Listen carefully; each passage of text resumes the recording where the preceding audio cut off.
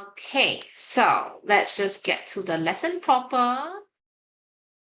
All right. Um, okay. So what we do here at 88 Tuition is that we will go through one component of your definitely we'll go through one component of your O-level paper. Okay, at least one every time we are, having a tutorial. The reason is because it's quite impossible to cover all aspects. We can't be doing compre and compo and oral all on the same day. Okay, so what we do is that we will cover one component. Today, we are focusing on writing, okay, composition writing, specifically personal recount. Okay, because you are Sec 1 now, I believe, maybe different schools, like some of you, Manjusri, Sembawang, Queensway. I know my current students, okay, Galvin is in Riverside. Is Dhruv here today? I think Dhruv is not here today. Okay. I have not gotten your school yet, Jinlei. Maybe you want to share with me as well in the chat. Okay. So Dhruv is actually from Temasek JC, right? Galvin is from Riverside. So I have Galvin here with me, right? Even though all different schools might be doing different thing now, okay, but majority of the schools, I believe, for Sec 1, they will be covering personal recount. So what we're doing here is just covering all the different aspects of your paper 1, 2, 3, and 4. Paper 1 is your writing, okay, that comprises of your editing, sit writing, and continuous writing. Paper 2, okay, maybe I'll just get it out and show it to you, yeah? Where is my syllabus document? Here.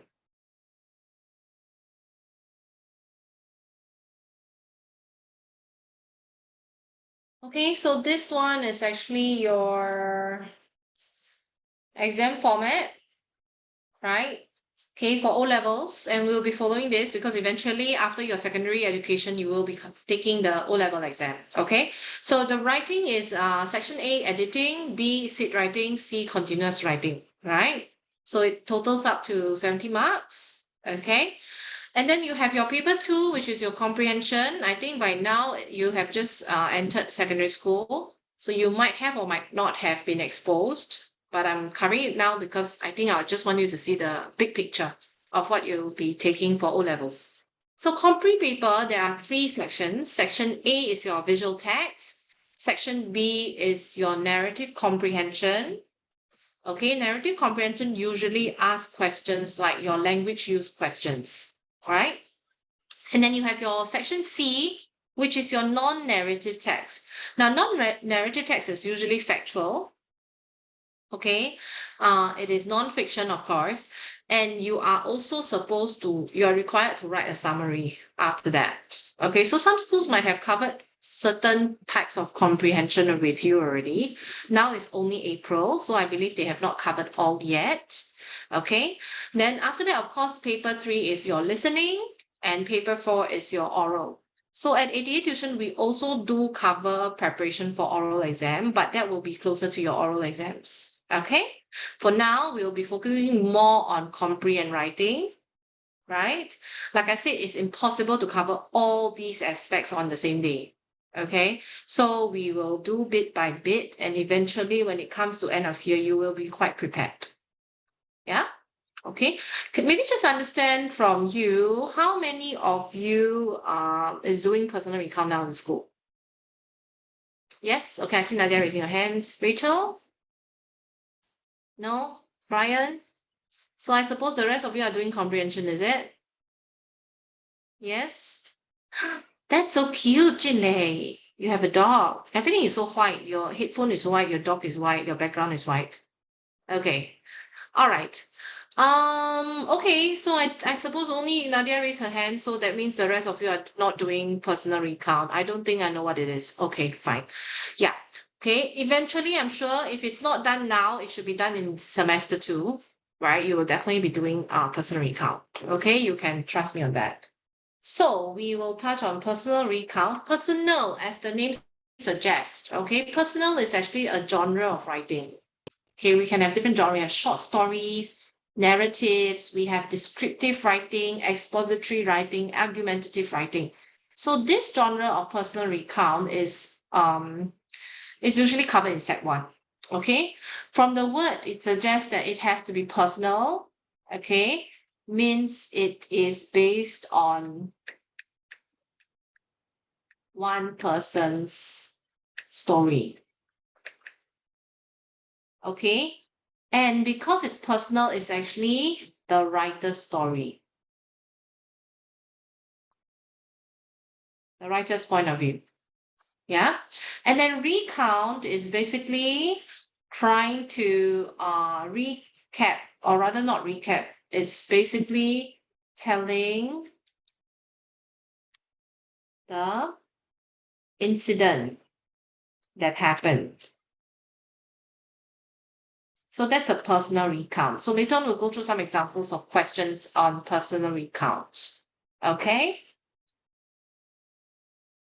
So what are the things that your teacher look for, huh? Okay. Three aspects. Okay. In fact, let me just show you again. It's a total of 30 marks, right?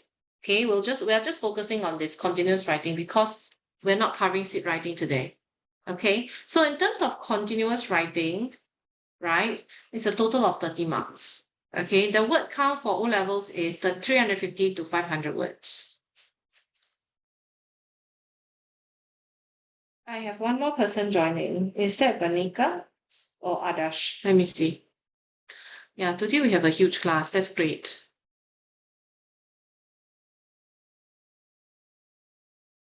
Hi, is that Vanika? I don't have a Vanika in my class. Are you Vanika or are you Adarsh? Oh, I am Arash. Ah, okay, great. Right. Okay. Yeah, Adarsh, we've just started. We are covering what your teacher will look at when he or she marks your personal recount essay. Okay, so it's a total of 30 marks for your continuous writing. Now, personal recount is a genre. What happens in O levels is you have 4 questions to choose from. Okay, and a lot of times students will choose personal recount. It's not so technical. Okay, so the concept is that you have 4 topics given to you and you are only expected to choose one to write about. Yeah, so out of these 30 marks, actually 10 marks goes to content and 20 marks goes to language. Okay, let me just show you the marking scheme. Okay, the band descriptors and the marking scheme. This one is for situational writing. So I'm going to move on to continuous writing here. Okay, so this is the criterion for content. Yeah, so of course we should be aiming for a band 5 or band 4, nothing below that. So you want to achieve band 4, you need to make sure that all aspects of the task are addressed with some development. Okay, so what do we mean by this? That's why we came up with this checklist for you to check. You want to get high score for your content, you need to check and make sure that you have achieved all this over here. Okay, in terms of content. So in terms of content, we will segment it out into its respective paragraphs. Introductory paragraph. How do you start the introductory paragraph? Was it engaging? So there are ways to start introduction, okay, which I think in the next lesson or today is lesson 14, tutorial 14. Tutorial 16 will introduce ways to start an introductory paragraph. Okay, how do you start it? How do you hook your readers in to attract them? Was it engaging? Right? What words in the introduction echo the topic? Was the content established? Okay, so this one, because it's a personal recount is actually considered a type of narrative. Right? So you do need to make sure it's engaging. You can actually hook your readers in. Okay, was there evidence of planning? Now, when I say planning, you have to be exam smart about it, okay? Because the paper, how long are you given for the paper? For entire paper 1? You are only given 1 hour and 50 minutes. Okay? So 1 hour 50 minutes, you have 3 sections to do, So does it mean you spend 30 minutes planning? No, right? Okay, you need time for sit writing, you need time for editing. So for continuous writing, I would suggest maybe you just take about at most 10 minutes for planning. Now, by planning, actually your teacher will know roughly whether you plan or not. So one good gauge to plan, I think you have seen this in primary school before. Intro, rising, climax, falling action, resolution, conclusion. Right? You've seen that before, isn't it? Okay. So maybe you can just briefly plan. You don't have to write down everything that you're gonna write. Okay. So maybe write down, okay, intro, how you what method are you gonna use? Are you gonna use quotation? Are you gonna use like setting the situation, right? Are you going to use flashback and all these things? Okay, there are more than these methods to start an introduction, which we'll cover in 2 weeks' time. Yeah. So this one is climax. Okay, what's your climax going to be? Okay, what's your falling action? Okay, and resolution. And lastly, what's your conclusion? So I think this is a good gauge to use. You've learned that in primary school, so I won't go through it too much in details. Okay. Now, in terms of narrative development, meaning what is going to be in the body paragraphs, right? So your intro is this, body paragraphs, we are looking at all this, which I've mentioned just now. Okay, what plot element is weaved? Is it believable? Because it's a personal recount. You're not writing some science fiction stories. Okay, it has to be believable because it's something that has happened to you as a person, as a teenager, Singaporean teenager. So it must be believable. It cannot be too exaggerating. Okay, now in terms of details and context as well, do you give sufficient details about the context, the place, the characters, or the emotions? So this one requires a little bit of a language. Later on, we'll touch on language, but now we're just really focusing on content first. Okay? Dialogues. Do you use dialogues? Was it effective when you use dialogues? If it's not effective, please don't use. Okay, and also because it's a personal recount, it's not writing a speech or something or a script, please do not use too many dialogues as well. You can use, but not too many. Otherwise, it will seem like you're writing a script instead of a personal recount. Okay? Now, in terms of conclusion, how do you conclude?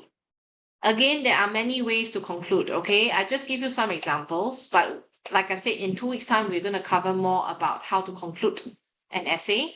Now, in conclusion, I think you can, of course, just reiterate, okay, your point in paragraph 1 in your introductory.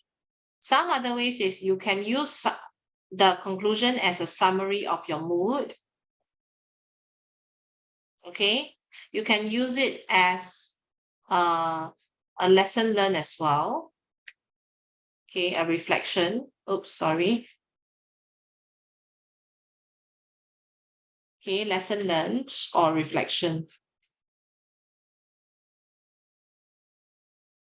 Okay, there are many ways, not just this, non-conclusive. Okay, we'll go to that more later on. Okay, does the narrative stay focused? Is it focused on the topic or are you writing out of topic? Yeah, so this is another part that you have to focus on. Okay, so now let's take a look at language. Okay, so how does your teacher actually mark you? Sorry. How does your teacher actually mark you in terms of language? Let's take a look.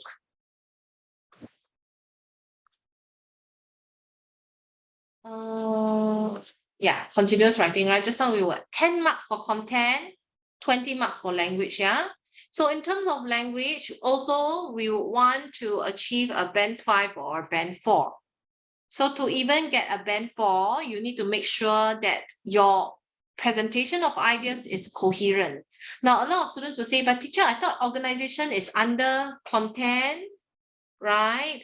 It's actually not, because you do need language to organize. How do you need language to organize? You do need things like transitional words, conjunctions to join the ideas, to join the paragraphs together. So how you use these words, your word choices are important, because the way you use words to make it coherent is important in terms of contributing to the organization.